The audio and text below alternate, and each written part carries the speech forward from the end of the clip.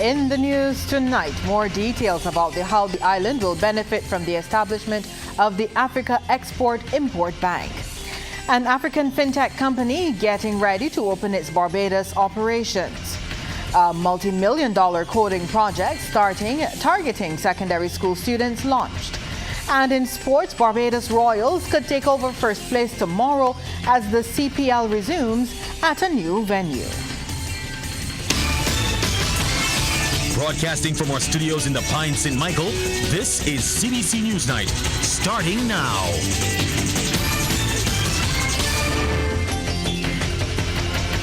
Very good evening to you. I'm Lisa Broom. Thank you so much for tuning in. In our top story tonight, millions of dollars of additional funds are being provided for ordinary citizens and the private sector in Barbados and through the region through a new partnership being developed with Africa. And as Wendy Burke tells us, some companies have already started to take advantage of the improving relations with the continent. The market is ripe for local and regional businesses to trade with Africa and vice versa. And the financial institution interested in facilitating the two-way flow of Frexim Bank is willing to give market players access to even more cash. The bank disclosed its plans at the recent Afro-Caribbean Trade and Investment Forum. Minister in the Ministry of Economic Affairs and Investment, Ryan Strawn, has been explaining how Barbados and its neighbors will benefit. Given the visit of the president of the African Exim Bank last year, we had an initial pledge of $250 million to start the relationship. And coming out of this forum, the bank has committed to increasing that by a further $750 million, which means that overall, once we get these structures in place, we have available immediately up to $1 billion, which will be available for all businesses in Barbados as well as across the region. As for the areas of economic activity, the base is broad, but already some locals are making use of the trade bridge, which is under construction. We already have on the ground in Africa at the moment, specifically in Kenya, designers seeking to ensure then that they can get the right logistics chain and manufacturers and supply to be, and this is from Barbados specifically. We also looking at how we can support African businesses in the same way that we have supported Canadian businesses and American businesses right here in Barbados with our talent pool. And therefore we are in Barbados are encouraging African businesses to headquartered in Barbados in order to be able to support, to get the same level of support that other companies have had over the years. As these companies enter the market, there are efforts to help them protect their intellectual property. Erica Smith, a director of CARICOM, which has clients in Barbados, Africa and St. Vincent, says they have already started reaching out to these enterprises. It is by developing the relevant strategy and building it into your business plan and your export plan that you can ensure you secure your assets. And that's one of the areas that we are focusing on at CARICOM. So we're looking a lot at innovation and IP and brand protection, and specifically in areas that relate to agriculture, such as geographical indications, the protection of new plant varieties, etc. Mr. Strawn has also highlighted tourism, medical and education linkages, as well as the wedding market as potential areas of African investment. He's also revealed a Barbados version of an import-export bank is in the works, which he hopes will be in place by October. Wendy Burke, CBC News. Thanks, Wendy. Well, there is a suggestion the integration of Africa and the Caribbean could create a $3 trillion economy. The estimation from Managing Director and founder of ZPay, Andrew Takshiapia. ZPay, the fastest growing fintech company based in Ghana, has established a subsidiary in Barbados called Z-Money. Now, speaking to CBC News following the now concluded Afri-Caribbean Investment Forum, Mr. Takshiapia spoke about the impact of the forum on the fintech industry. This is a $3 trillion economy. This is like the most exciting thing that's going to happen. If you add us put together and our cousins in the diaspora, because remember, we still have cousins together in the diaspora, we probably can gross it up to almost 3.5 trillion in inflows, outflows, foreign direct investments in the form of remittances and even solicited funds and all of that. Okay, we're also going to create a market that's about 1.5 billion potentially. So I think that this has opened all of us our eyes to what we were not looking at before. What has it done for us? It's probably just going to speed our move into the larger Caribbean, because also it creates a lot more acceptance for us. Mr. Takshi Appiah says the money will soon be opening its doors in Barbados, starting with about 10 employees, but he's planning for an aggressive expansion in the next 6 months, and that could see the number growing to 100. He explained the benefits to not only individuals, but the state. We're going to start to digitalize transactions, right, because of the remittances. By making sure that cash comes onto the wallet, all of a sudden people can use it to make payments. Do you see what I mean? It's going to birth different players. Even in terms of digitalization of government activities, government can start to build simple APIs that allow for taxes to be paid. Simple API that allow for refuse collection to be paid. Simple APIs that allow for simple things to be paid. So you even increase your own revenue propensity. Barbados is one of 2 Caribbean countries benefiting from a multi-million-dollar coding project.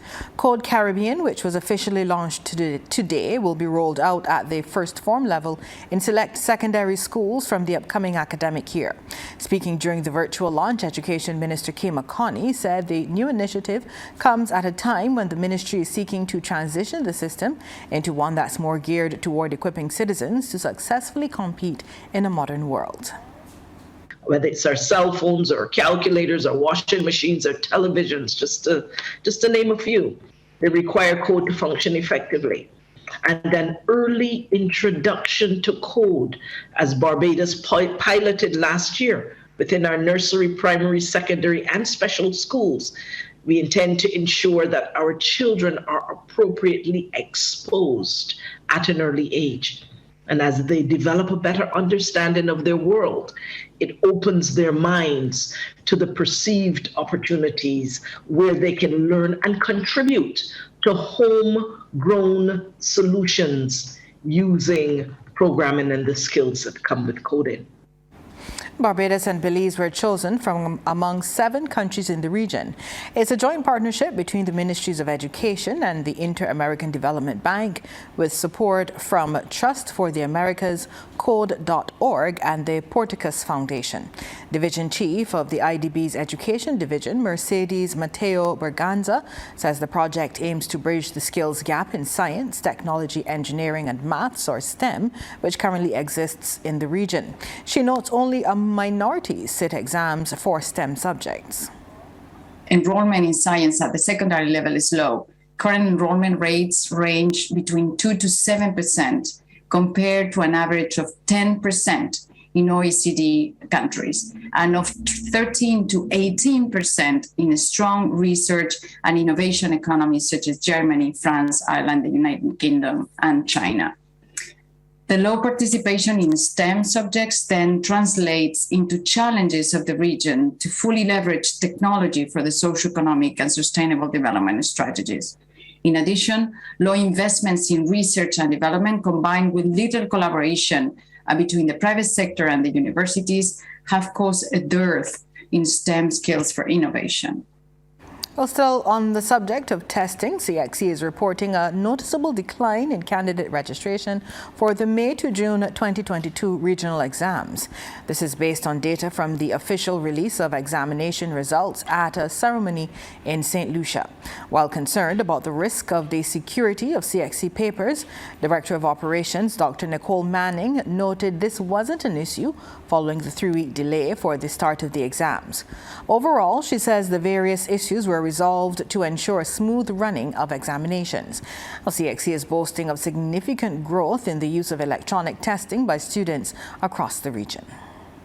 For CAPE, we saw a 76% increase over 2021, a 24% increase for CSEC, and a 22% for the CCSLC. Now, this is very good. In particular, we had 2 territories where we saw an increase moving from about little over 100 to over 1,400 candidates sitting, utilizing the electronic testing. Likewise, another 100 to over 400. So it tells us that together we are moving in this direction. Dr. Manning has, however, expressed concern about the decline in submissions of school-based assessments or SBAs. We saw where 4,838 candidates did not submit the SBA to the teachers at all. So that means it did not reach the CXC any at all. And that represents a 5.02%. While a reduction over 2021, it still is a cause for concern because it's far more than what we would have seen in the previous years, 2018, 19, and 20. Well, this story just in, Member of Parliament for St. James North, Edmund Hinkson, is dismissing as fake news information circulating on social media that he plans to bow out of elective politics before the Barbados Labour Party's October annual conference.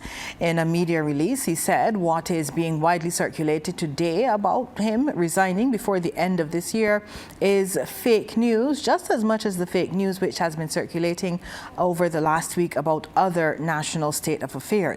He added that following a general election less than 8 months ago, with the people of St. James North returning him to Parliament with the second highest percentage of votes only after the Prime Minister, and after just last week taking Minister Charles Griffith to Weston to have a mini sports facility constructed somewhere along the coast in his constituency, he continues to work.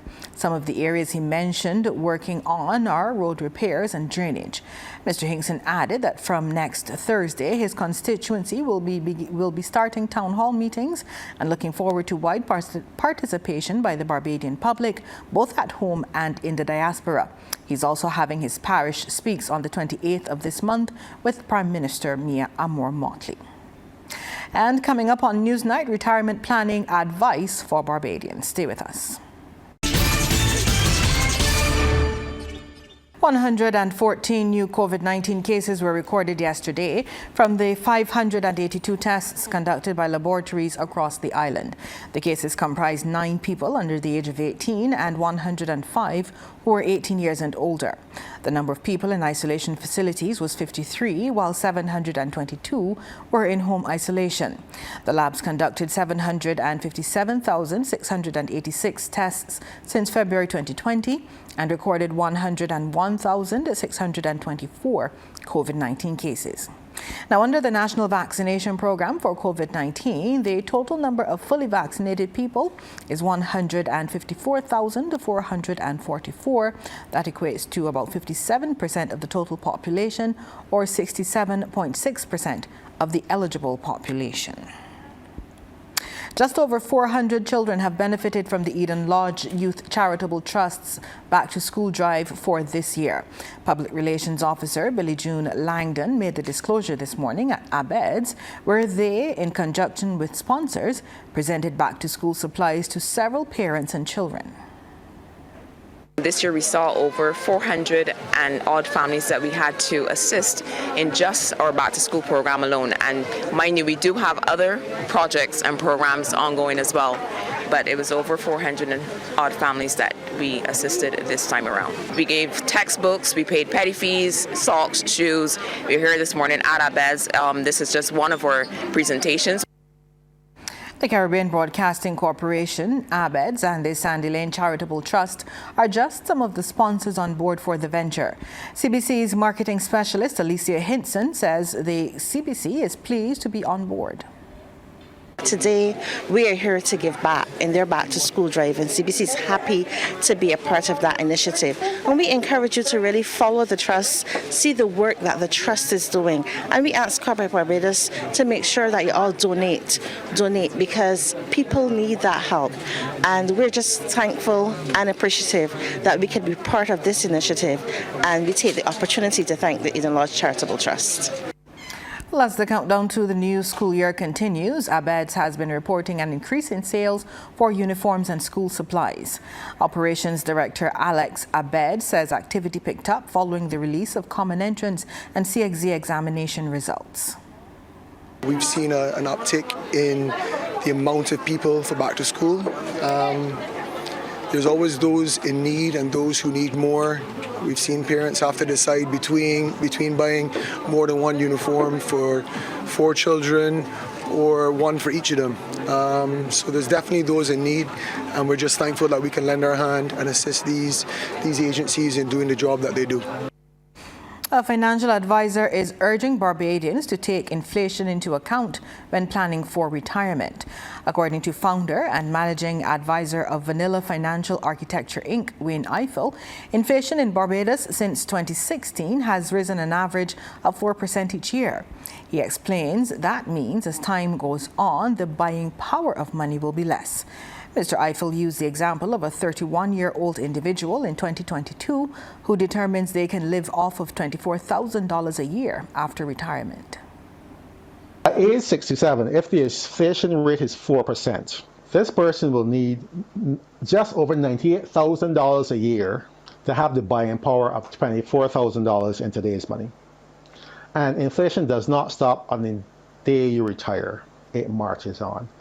If this person lived to age 90, there will be a stage where they need about $243,000 a year to have the buying power of $24,000 in today's money. Mr. Eiffel was speaking during a discussion on retirement planning hosted by the Barbados Coalition of Service Industries in partnership with the Barbados Association of Insurance and Financial Advisors, or BARIFA. He recommends people start planning for retirement the day they start working, but stresses the importance of regularly reviewing the plan. He's also provided some guidance on what type of financial product people should consider investing in for retirement. If you go and start saving money in a registered retirement saving plan, and you read the fine print, and it says, the fine print says, we're going to give you 1% on all the money that you invest after our fees. You know, if you put in $100 now, next year you're going to have $101. No, you'll have less than that because the fees are going to come out, and then you might end up with $99. But what you could buy for $100 today, you need $104 next year. But when you look in your investment account, you see 98. Your money has lost value. And that compounds year after year. So when you're investing, one thing you have to be concerned about is the rate of return in relation to inflation. So if you get 10% rate of return, inflation is 4%, your real rate of return is 6%. So your money has gained value. CARICOM Secretary General Dr. Carla Barnett believes Barbados's former Prime Minister, Professor the Right Honourable Owen Arthur's view on Caribbean integration being key to regional economic growth remains relevant today. Delivering the second Distinguished Owen S. Arthur Memorial Lecture, she shared his vision for the Caribbean, noting he was convinced integration would strengthen the resilience of the region and reinforce its capacity to withstand the shocks. Dr. Barnett says the bloc is at a moment in time when CARICOM more than ever requires the practical vision of the late Prime Minister as a statesman and as a professional economist. Owen Arthur's outstanding contribution to regional integration, his leadership and sage advice played no small part in shaping the CARICOM that is now increasingly being seen as having a vital role in our region's efforts to deal with unprecedented shocks that demand a collective response. Drawing on his legacy, I have subtitled my lecture, Making the CARICOM Single Market and Economy a Lived Reality Towards Building Sustainable Economic Development and Resilience. I believe, like Owen Arthur did, that our community, this grouping of small sovereign states, with the will and contribution of all its peoples, has the capacity to create our own transformation. In the question and answer segment, Dr. Barnett said the bloc has been changing the way it communicates with all of its stakeholders as well as the region's youth. The Charter of Civil Society that I reference really does require us to be incorporating in our communication universe not only the regular media, not only the political, technical persons who come to our meetings, but the stakeholders on the ground, our non-government organizations, our young people, a full range of community stakeholders. So one of the things that we want to be able to do is to arrange opportunities for information to move back and forth. The Business Report, brought to you by the Youth Entrepreneurship Scheme, a department of the Ministry of Youth and Community Empowerment, supporting young entrepreneurs from idea to enterprise. In tonight's Yes Business Report, we shift the focus to the recently concluded Afro-Caribbean Forum 2022 held at the Lloyd Erskine Sandiford Center. Acting manager of Yes, Ryan Mosley, was among the panelists for a special session during the forum entitled Creating Opportunities for Youth and SMEs in Today's Global Economy. Ryan Broom has the details. A number of topics came up during the session, which was moderated by business consultant to Export Barbados Tahir Bulbulia. Manager of Yes, Ryan Mosley, first touched on the issue of access to technical assistance for the island's young people. Currently within the Ministry of Youth, Sports and Community Empowerment, we are working on our new national youth policy. And as my two esteemed guests have said previously, what is special about this whole exercise is that young people are being given the opportunity to contribute in a meaningful way to every sector within the policy. I think there are about 11 key tenets within the policy, and young persons are the ones who are being asked daily, how do you see Barbados? How do you see your development? And they are feeding in their ideas. Mr. Mosley added that the approach to empower young people is both developmental and practical in many ways. I remember sitting in a panel just as soon as the lockdown started about 2 years ago, and this gentleman from Britain was saying you have to match training with opportunities. It is okay to train a lot of persons, but there have to be opportunities so that when they get the training, they feel empowered to take advantage of the opportunities. And I think the entrepreneurial ecosystem here in Barbados, we have seen that need to work closer together. We within the ministry, we focus a lot on youth development, targeting what persons may consider unstructured youth, but bringing a structure to their existence. As a key part of that, he said Yes has as its mandate the inculcation of a culture of entrepreneurship in the island's young people. We start within the primary and secondary schools. 10, 15 years ago, we were promoting entrepreneurship as a viable career option. I'm pleased to say now, entrepreneurship is a real career option for young people. It is no longer something that they do when they cannot find a job. Young persons are using their first degrees and their master's degrees and deciding to take advantage of opportunities for entrepreneurship, for self-employment. You know, they are creative, they're using their creative talents to develop businesses. But what would be key, as Raphael said, is rather than we depending a lot on looking north for investment, we tap into this rich source of financing, technical assistance from our brothers and sisters on the African continent. And he says there are multiple opportunities for collaboration and partnerships in this regard. There is market. We often hear market as one of the hindrances. The market there is vast.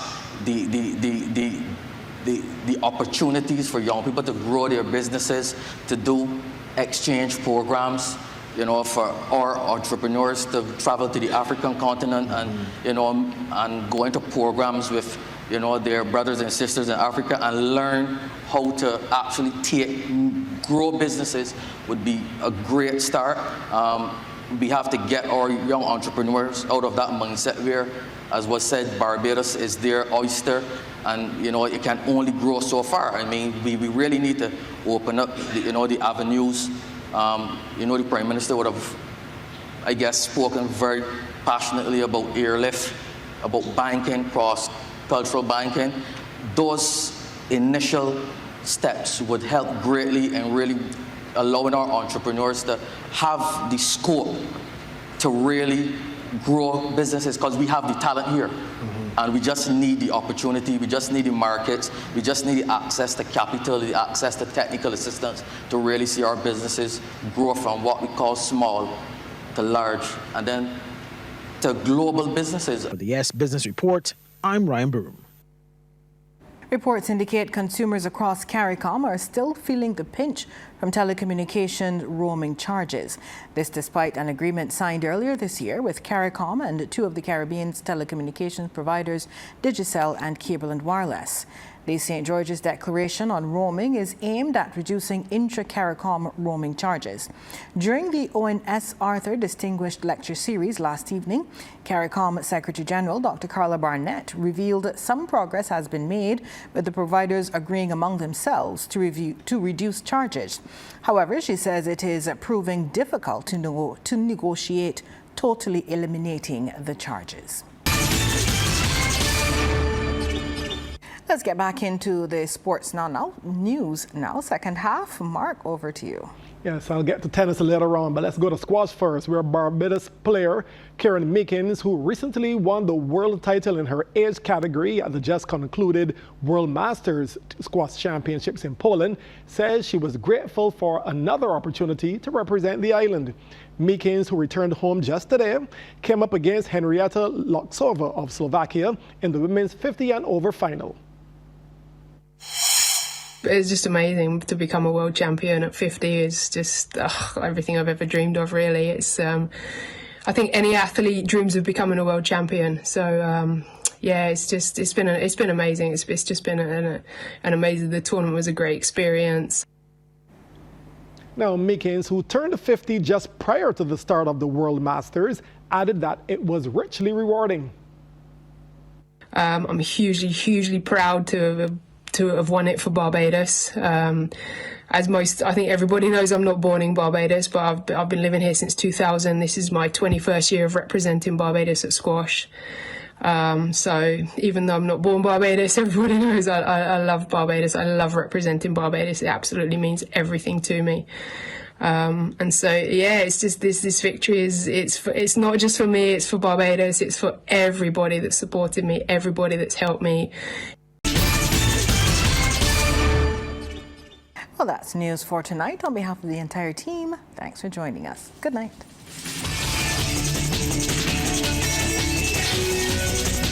Thanks for visiting us. To get more stories like this one, like and subscribe to our YouTube channel.